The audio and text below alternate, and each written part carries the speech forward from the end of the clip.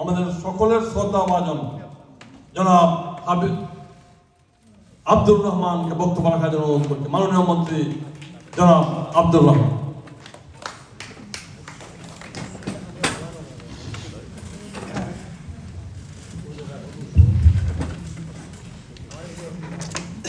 দীর্ঘক্ষণ যাবৎ আমরা এই মহান স্বাধীনতা দিবসে আলোচনা সভায় বক্তব্য শুনলাম এবং অত্যন্ত তাৎপর্যপূর্ণ গুরুত্বপূর্ণ বক্তব্য রেখেছেন আমাদের জাতীয় নেতৃবৃন্দ এবং যুক্তরাজ্য আওয়ামী লীগের নেতৃবৃন্দ, বিভিন্ন অঙ্গ সহযোগী সংগঠনের নেতৃবৃন্দ। তাই আমি মনে করি যে আর বিস্তারিত কথা বলবার অবকাশ নাই, কারণ হেন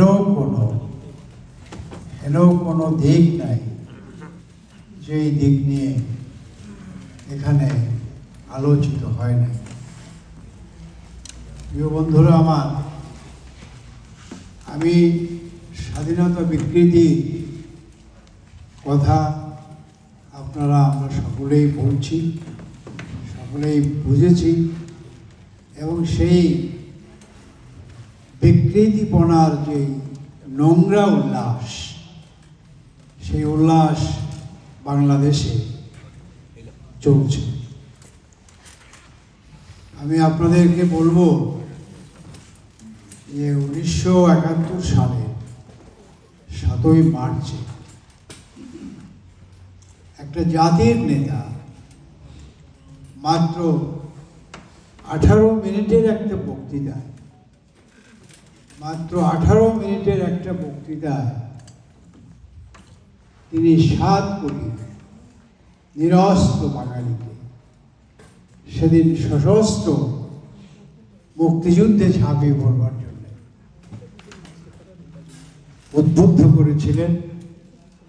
7 কোটি মানুষের 7 কোটি মাথাকে এক জায়গায় করেছিলেন।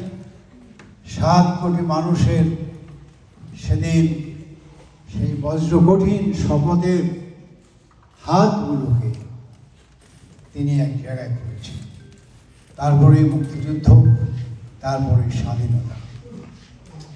এবং সেদিনে পাকিস্তানি গোয়েন্দারা 7ই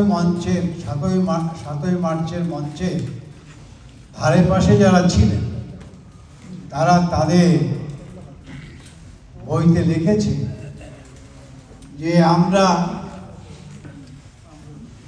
একটা শেখ মুজিবুর রহমান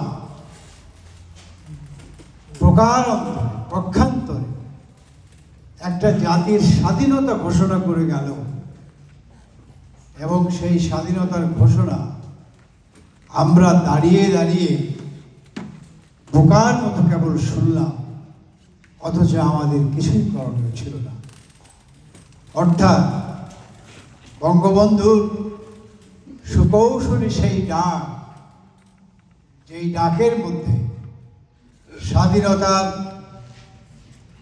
এবং বঙ্গবন্ধুর যেই তর্জনী 7.5 কোটি মানুষকে উত্তাল তরঙ্গের মতো সেদিন নাচিয়েছে, এই কথা শুধু আমরা যারা বঙ্গবন্ধুর সন্তান তারাই বলি না।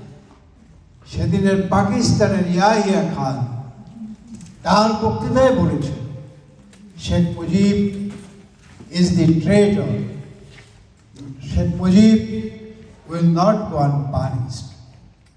অর্থাৎ বিশ্বাসঘাতক শেখ মুজিব বাংলাদেশ পাকিস্তানকে ভাঙার ষড়যন্ত্র করেছে এবং নতুন রাষ্ট্র গঠনের পরিকল্পনা করছে। সুতরাং সে বিশ্বাসঘাতক এবং তার বিচার এই পাকিস্তানে হতেই হবে। তাই সেদিন ওই গোষ্ঠী বঙ্গবন্ধুকে মিয়ানলাল কারাগারে সেদিন নিয়ে যায় 25শে মার্চ রাতে। প্রিয় বন্ধুগণ, বঙ্গবন্ধুকে আওয়ামী লীগের অনেক নেতারা বলেছিল যে বঙ্গবন্ধু আপনি আত্মগোপনে চলে যান, আপনি যুদ্ধের আপনার নামেই যুদ্ধ পরিচালিত হবে। আপনাকে আমরা বলি, আমরা মনে করি যে আপনাকে আত্মগোপনে গিয়ে এই যুদ্ধের নেতৃত্ব দিতে হবে। বঙ্গবন্ধু সেদিন বলেছিলেন যে দেখো, এই আমি আত্মগোপনের রাজনীতি জীবনে কোনোদিন করি নাই। আমি যা করেছি প্রকাশ্যে করেছি, আমি যা করেছি সম্মুখ ভাগে থেকেই করেছি। আজকে যদি আমি এবং বঙ্গবন্ধু বলছিলেন যে আমার কাছে খবর আছে ইয়াহিয়া খান আমার সঙ্গে খুব খারাপ ব্যবহার করেছে, আজকে রাত্রেই হয়তো ওরা আমার এই নিরস্ত্র মানুষের উপরে ঝাঁপিয়ে পড়বে। সুতরাং তোমরা তোমাদের প্রস্তুতি নাও, আমি আমার প্রস্তুতি নিচ্ছি। আমি যদি আজকে আত্মগোপন করি, আমি যদি পালিয়ে যাই, তাহলে ওরা আমাকে খুঁজবার ওসিলায় এই বাংলাদেশের মানুষের ঘর বাড়ি সমস্ত কিছু ধ্বংস করে দেবে, তছনছ করে দেবে। সুতরাং আমি শেখ মুজিব যেই স্বাধীনতার ঘোষণা আমি দিয়ে যাচ্ছি, এবং উনি যে বললেন যে এটাই হয়তো আমার জীবনের শেষ, এটাই আমার জীবনের শেষ বার্তা, আজ থেকে বাংলাদেশ স্বাধীন, এবং তোমরা যে যেখানে আছো তোমাদের সমস্ত কিছু নিয়ে তোমরা যুদ্ধে অংশগ্রহণ করো, এবং পাক হানাদার বাহিনীর শেষ শত্রুটি নিশ্চিহ্ন না হওয়া পর্যন্ত, নিঃশেষ না হওয়া পর্যন্ত তোমরা যুদ্ধ চালিয়ে যেও। জয় আমাদের হবেই, বিজয় আমাদের আসবে। তো আজকে এই যে নতুন করে একটা বিতর্ক নিয়ে আসা স্বাধীনতার ঘোষক এবং পাঠক, সেই ব্যাপারে আমরা স্পষ্টই বলি যে আমরা এখানে যারা আছি সকলেই স্কুল জীবনে তো পড়াশোনা করেছি। স্কুল যখন ছুটি হতো তখন দপ্তরি স্কুলের ঘন্টা বাজত, কিন্তু প্রধান শিক্ষকের হুকুম ছাড়া, প্রধান শিক্ষকের আদেশ ছাড়া ওই দপ্তরের কি 1 মিনিট আগে এবং পরে ঘন্টা বাজাবার কোনো ক্ষমতা থাকতো? সুতরাং প্রধান শিক্ষক কেবলমাত্র হুকুম দিলেই দপ্তরে ঘন্টা বাজাতো এবং আমাদের স্কুল ছুটি। তাই আজকে বলতে চাই, বঙ্গবন্ধুর যেই মুক্তিযুদ্ধের ঘোষণা, স্বাধীনতার যেই ঘোষণা, সেই ঘোষণা জিয়াউর রহমান পাঠ করেছিলেন, এই ব্যাপারে আমাদের কোনো সন্দেহ নাই, কোনো বিতর্ক আমরা করি নাই। বঙ্গবন্ধুর ঘোষণাটি তিনি পাঠ করেছেন। যেমন ওই হেডমাস্টারের হুকুমে দপ্তরি ঘন্টা বাজাতো, আর এই মুক্তিযুদ্ধের ইতিহাস যদি লিখতে হয়, বঙ্গবন্ধুই ছিলেন মুক্তিযুদ্ধের প্রধান শিক্ষক, আর জিয়াউর রহমান ছিলেন সেদিন দপ্তরি। সুতরাং এটিকে নিয়ে নতুন করে বিতর্ক করবার কারণ তো ওদের জন্য তো আছে, কারণ ওরা বাংলাদেশকে কখনো মানতে পারে নাই, বাংলাদেশকে ওরা কখনোই মানতে পারবে না।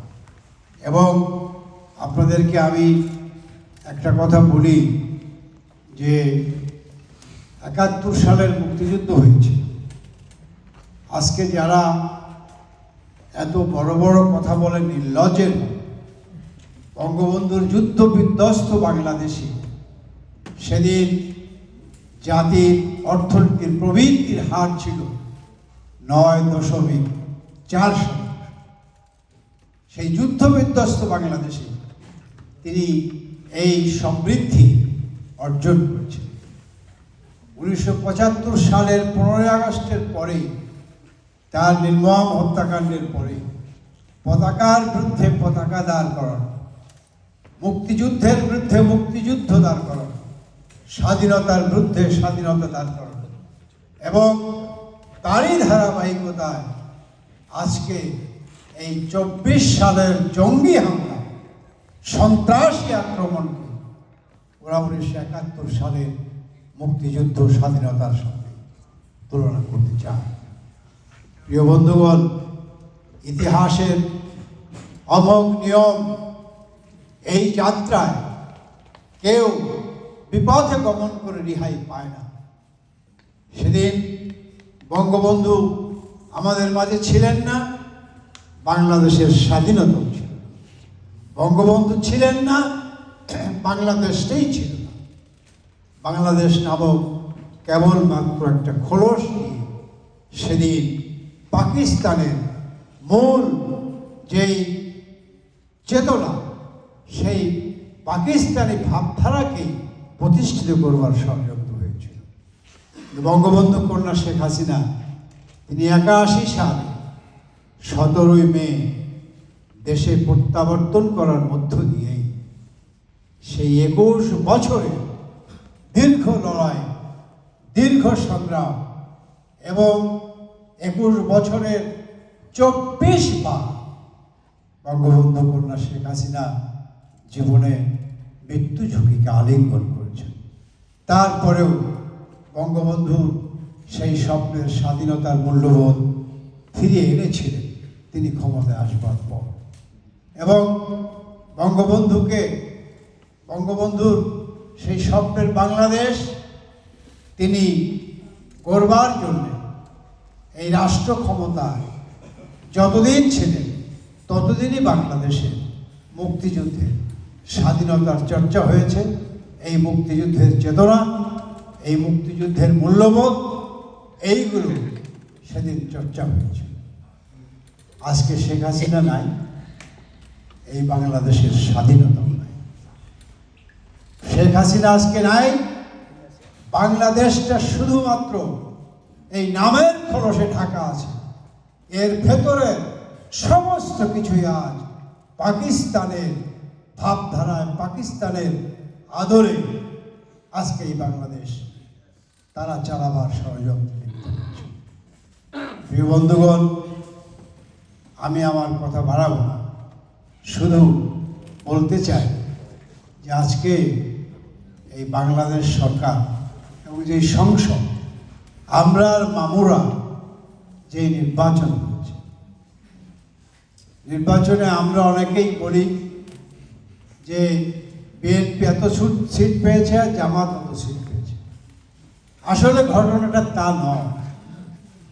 এই 300 সিটের একটা ভাগ বটরা হয়ে কিছু লোককে বলছে তোমরা সংসদের ওই আসনে বসবা, আমরা এই আসনে বসবো। আসলে ঘটনাটা ভাগযোগ্য, আসলে ঘটনাটা এই মামু ভাগ না।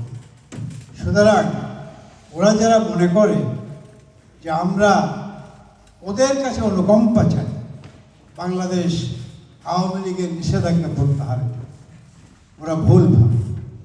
আমরা কারো কাছে অনুকম্পা চাই না। মনে রাখতে হবে, বাংলাদেশ আওয়ামী লীগের জন্ম দেয় নাই, বাংলাদেশ আওয়ামী লীগই বাংলাদেশের সৃষ্টি করেছে। সুতরাং আজকের যেই দুর্যোগ, আজকের যেই দুঃসময় আমাদের মাঝে আছে, এই দুঃসময় অন্ধকারকে কাটিয়ে একদিন এই বাংলাদেশকে, এই বাংলাদেশের স্বাধীনতাকে আবার পুনরুদ্ধার করব, এবং সেটি বঙ্গবন্ধু কন্যা শেখ হাসিনার নেতৃত্বেই হবে। আজকে আমি দেখলাম অত্যন্ত দুঃখের সঙ্গে একজন তার ফেসবুকে একটা স্ট্যাটাস দিয়েছে।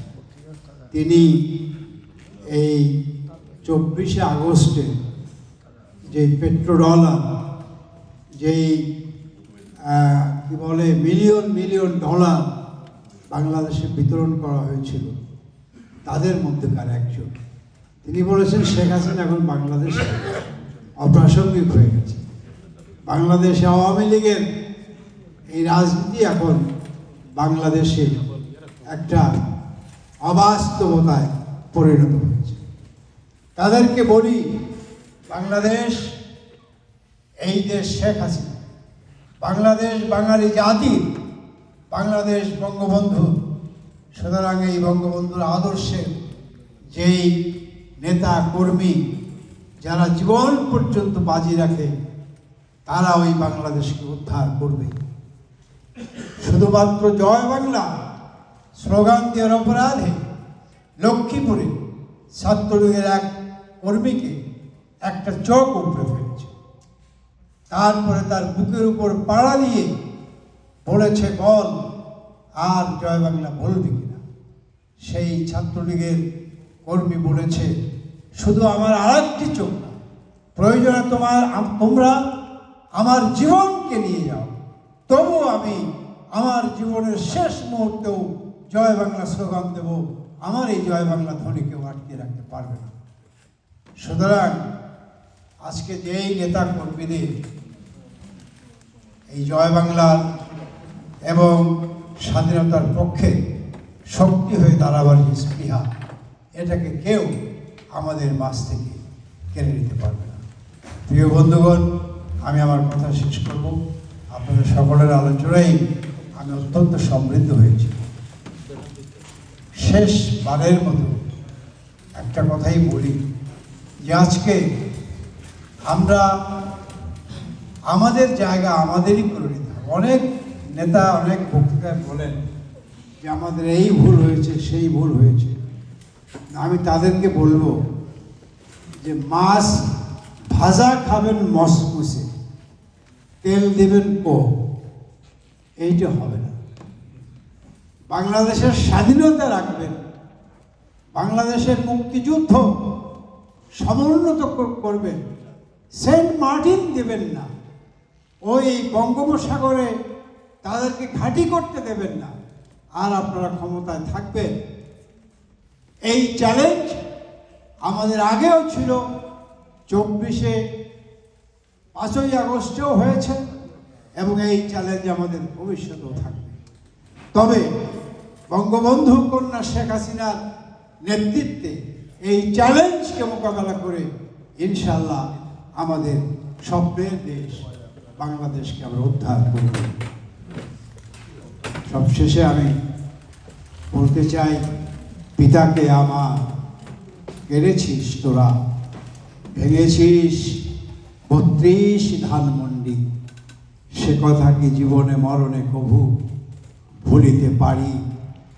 আদিম হিংস্র মানবিকতার আমরা যদি কেউ হই, স্বজন হারানো শ্মশানে তোদের চিতা একদিন তুলবই তুলব।